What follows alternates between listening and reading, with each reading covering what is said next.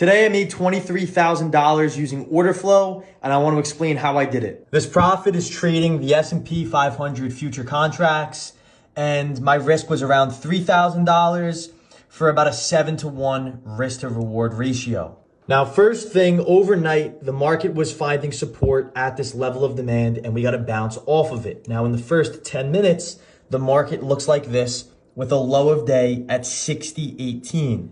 Now, pulling up the order flow at 60.18, where this low formed was when the market aggressively dropped with large selling activity and a passive buyer sitting there. Now, after this bounce at 60.18, the market moves up and begins to consolidate for 1, 2, 3, 4, 5 minutes around 60.25.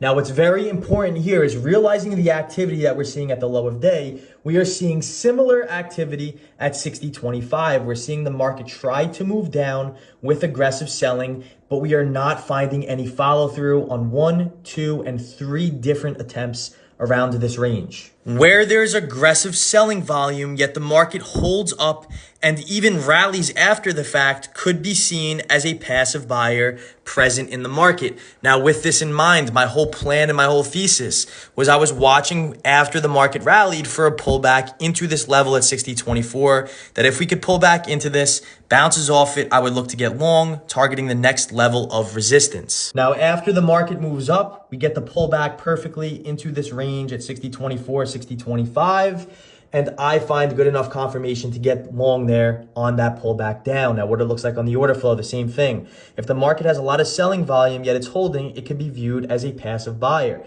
After this rally up, the market dips down perfectly into this level again at 60.24, and it holds on multiple other tests. And this is where I'm comfortable finding an entry long, because there's a passive buyer present in this market targeting 60.46, which is a pre-market resistance level. And this is how I was able to catch the market long down here before the rally, by spotting this buying activity on the order flow.